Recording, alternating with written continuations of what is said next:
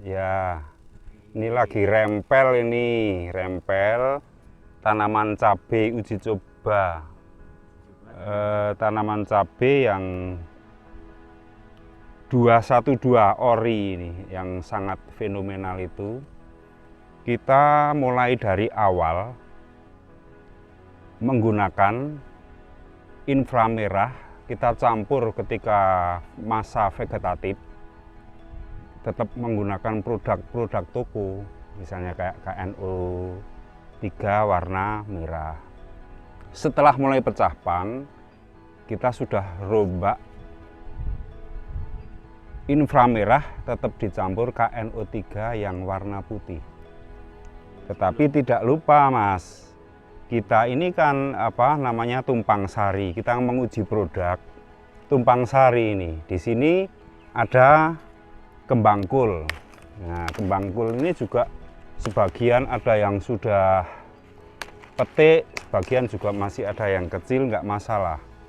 Yang penting tanaman ini menjadi sehat. Nah, inti utama dari petani itu bagaimana membuat pohon sehat dulu. Itu rumus utamanya. Saya kebetulan waktu itu ikut lomba Grenova. Nah, Grenova ini bagaimana pemerintah untuk bisa menciptakan produk-produk supaya petani itu lebih irit menggunakan obat-obatan pertanian. Bagaimana sisa dari hasil itu lebih tinggi. Nah, selama ini dia akan mencoba merek-merek terkenal, mahal pun akan dibeli. Tetapi pada akhirnya mereka akan buntung karena hasil produksinya akan dikurangi biaya produksinya. Nah, kita sudah ciptakan namanya inframerah itu untuk membunuh patek. Patek itu jamur. Jadi sangat sederhana.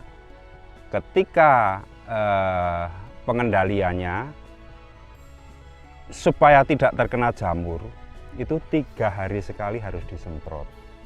Nah, untuk kalau sampai memang sudah terkena patek, ya hanya diperbanyak formulanya saja.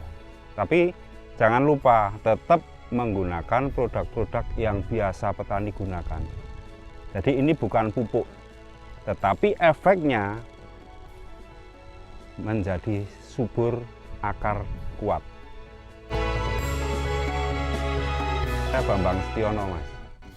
Saya memang anak petani dan saya hobi bertani. Gitu. Saya itu hobinya bertani, ya memang namanya hobi, harus cinta dengan tanaman. Sudah lama ya Pak? Sudah lama saya untuk bertani itu. Semua hortikultura sudah saya uji. Semua hortikultura. Ada cabai, ada tomat, ini kembang kul. Nanti bisa lihat kembang kul yang sudah memang siap panen, sebagian juga sudah dipanen. Bagaimana kita menciptakan supaya petani itu menggunakan produk-produk lokal. Jadi tidak kalah sebetulnya dengan produk-produk impor. Nah, kita karena bermula dari lomba, kita harus berkomunikasi dengan komunitas-komunitas petani. Kita berikan ilmu sepenuhnya kepada petani, karena kita tidak akan pernah hilang ilmu itu. Semakin kita berkomunikasi dengan petani, kita akan bertambah idenya. Jadi mari kita berjuang bersama-sama dengan petani Indonesia. Idenya waktu itu saya hanya berpikiran seperti lahar itu. Bahwa lahar itu kandungan di dalam lahar itu ada belerang, ada kapur, ada apapun. Nah, lihat ketika setelah ada meletusnya gunung, semuanya akan menjadi subur. Nah, ilmunya hanya dari itu, sederhana. Tetapi kita tambah dengan jamu-jamu juga produksi dari petani yang saya beli, supaya semuanya hasil. Jadi kita kembalikan hasil-hasil dari produknya ke petani supaya petani-petani jamu juga terbeli. Nah, rata-rata itu efek supaya tanah menjadi subur, saya menggunakan empon-empon.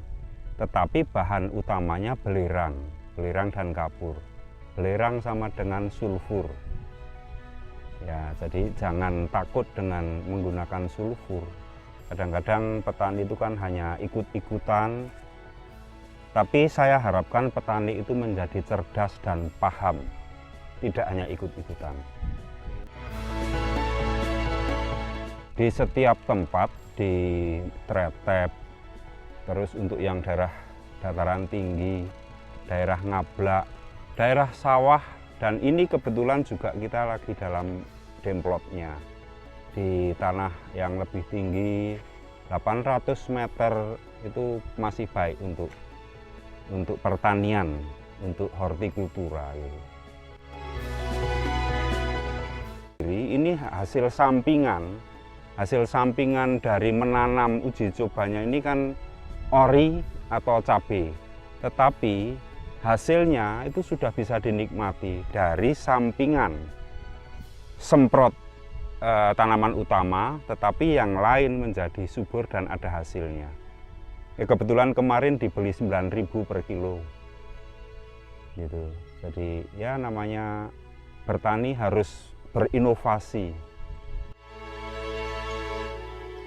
Ya, kita tidak perlu untuk idealis sekali, tetapi saya harapkan petani itu berinovasi, ciptakan pikiran, jangan hanya termakan iklan.